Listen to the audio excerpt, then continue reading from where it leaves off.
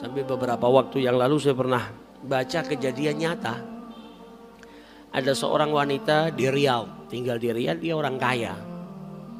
Kemudian divonis sama dokter kena kanker darah. Jadi terkena penyakit kanker darah. Maka butuh perawatan yang luar biasa. Maka wanita tadi karena sudah tua, penyakitnya juga penyakit serius, dia pakai pembantu di rumahnya.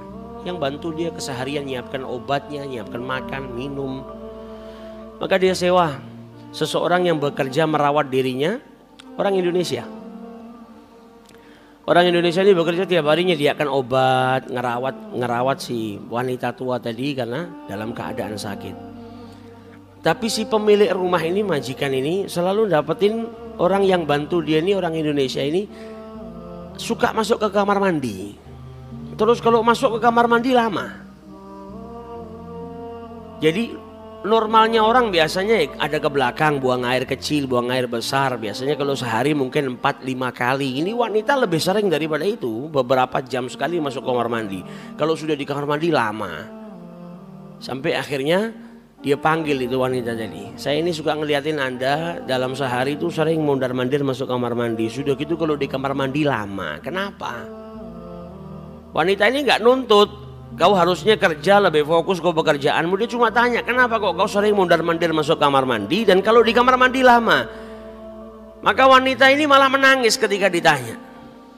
Kemudian dia cerita, sebetulnya 2 bulan yang lalu saya baru melahirkan seorang anak. Saya ini pengantin baru, kemudian saya baru punya anak. Tapi karena keadaan ekonomi kami yang buruk, ketika ada panggilan pekerjaan di sini, maka saya langsung daftar dan saya berangkat.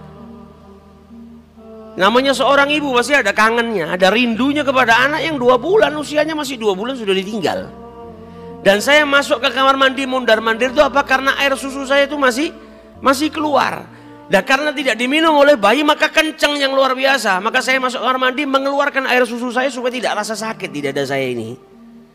Maka si pemilik rumah ini nangis ngelihat ada saudara seagama, saudara muslimahnya yang karena kekurangan ekonomi tadi sampai harus ninggalkan keluarganya, anak usia 2 bulan ditinggal.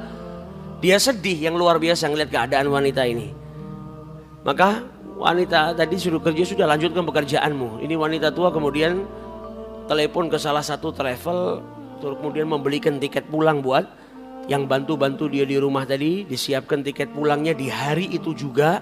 Kemudian dipanggil dari pembantunya, ini tiket pulangmu, kau pulang hari ini supaya kau bisa menyusui anakmu. Dan ini gajimu 2 tahun. Kontraknya 2 tahun ini, dikasih gajinya 2 tahun. Ini gajimu 2 tahun, kau pergi ke negaramu sekarang, pulang ke sana, susuin anakmu, didik anakmu, rawat anakmu. Kalau setelah 2 tahun kau masih ingin kerja di sini, dikasih nomor teleponnya, saya akan terima kau. Yang penting sekarang kau pulang, kau beri makan anakmu, kau rawat anakmu. Maka wanita tadi pulang akhirnya. Pulang sampai negaranya, sampai Indonesia. Kemudian bisa merawat anaknya karena punya cukup uang untuk 2 tahun. Gajinya 2 tahun diberikan secara cuma-cuma. Ini perempuan setelah bantu si pembantu tadi pulang, beberapa hari setelahnya waktunya check up. Ketika di check up darahnya sama dokter nggak ada penyakitnya, nggak ada kankernya. Sampai dokternya ini bingung, dilakukan pengecekan 2 kali, dilakukan pengecekan 3 kali. Loh, ini perempuan sudah kena penyakitnya parah, kanker di darahnya. Kok tiba-tiba dicek berapa kali nggak ada kankernya, 0%. Maka sampai ditanya sama dokternya, kau ini minum obat apa? Apa yang kau minum ini? Obat apa yang kau konsumsi sampai penyakitmu ini bisa hilang? Belum pernah ada obat yang bisa menghilangkan kanker darah secara 100% seperti ini. Maka wanita tua tadi menjawab apa? Saya minum obat dari Rasul sallallahu alaihi wasallam. Dawu mardhakum bisadaqah. Obatilah orang-orang yang sakit di antara kalian dengan sedekah.